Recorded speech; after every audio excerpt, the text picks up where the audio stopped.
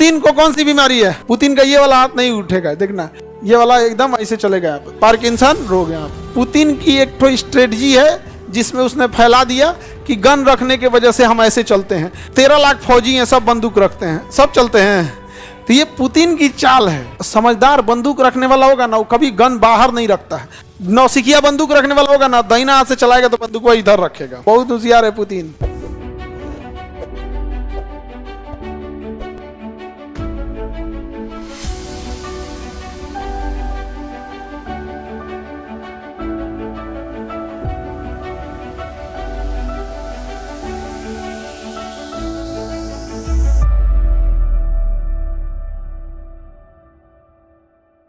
Parkinson रोग, कौन सा बीमारी? पार्किंसन। पुतिन को कौन सी बीमारी है?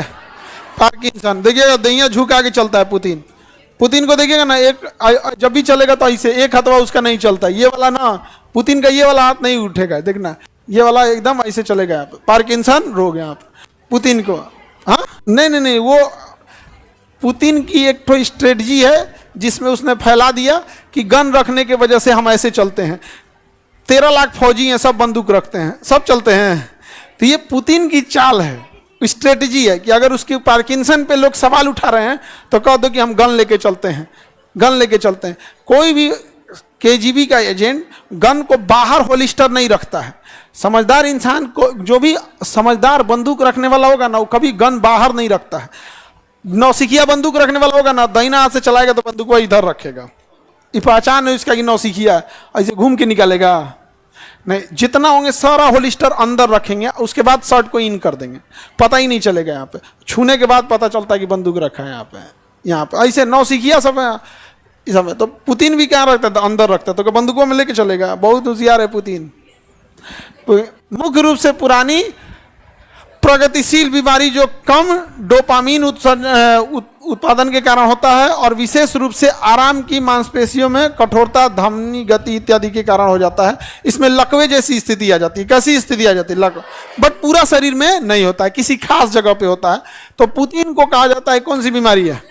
लकवा। हल्का सा पार्किंसन टाइप की बीमारी रहती है पुतिन को, हल्का सा एकदम यहाँ पे। लेकिन पुतिन भाई इतना वर्कलोड है उसके ऊपर, सोच सकते हैं कितना वर्कलोड होगा। यहाँ एक आदमी को घर संभालने में पिताजी के आपके ऊपर कितना लोड होता होगा, उतना बड़ा संभाल रहा है। हालांकि पूरी दुनिया में सबसे ज़्यादा अगर वर्कलोड होगा किसी प्रधानमंत्री के ना, तो भारत के प्रधानमंत्री के ऊपर। बिना मतलब का आदमी खखोरते रहता है, लड़ाई करो लड़ाई करो लड़ाई करो, काहे कर दिया लड़ाई, काहे कर दिया लड़ाई, काहे कर दिया लड़ाई। दोनों एक के बतिया बोलेगा सर, गजब परेशान हो जाते होंगे वो, नहीं समझे। हम तो कहते हैं बिहार में 10-15 साल इमरजेंसी लगा के छोड़ दे, भुला जाए 10 साल, तभी जाके सुधरेगा यहाँ। नहीं तो ऐसे तो सुधर पे नहीं करे। 10-15 साल लगा के भुला जाए। हाँ कब से लगा हो तब सब सही हो जाएगा। पार्किंसन समझ में आ गया? अल्जाइमर रोग, इसमें आदमी कुछ से कुछ बोलने लगता है। समझ में आ गया कि नहीं है? ये तो हमारे यहाँ भी कई आदमी का है ना, ओल्ड एज में हो जाता है। कौन सा रोग? अल्जाइमर रोग। कौन सा रोग? अल्जाइमर रोग होता है। कई बार देखिएगा ना, हमारे यहाँ बिहार में भी लोग विपक्ष के नेता हो गए या जो नीतीश कुमार से थोड़ा एंटी रहते हैं, वो बार बार उन पर आरोप लगा देते हैं किस बीमारी का? अल्जाइमर रोग का। हाँ तो उनमें जो कई ऐसे देखेंगे ना, तो भाई तो सरकार में बैठे हैं लोग, कोई कहीं आरोप लगा दे, कोई कहीं आरोप लगा। हालांकि बूढ़े तो हो गए हैं, वो आगे बढ़े हैं।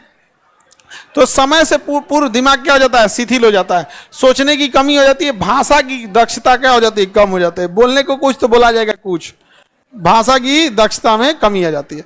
तो सरकार में जो भी बहुत सारे लोग देखेंगे ना, अक्सर लोग बैठेंगे तो जो विपक्ष में बैठे हैं लोग, वो क्या कहते हैं? हेल्थ बुलेटिन जारी करने के लिए कहते हैं अल्जाइमर रोग। अल्जाइमर समझ में आ गया कि नहीं आ गया? दिमाग उतना शिथिल हो जाता है, थोड़ा सा जरूरत से जितना काम करना चाहिए उतना नहीं काम कर पाता है। पार्किंसन समझ में आ गया है ना?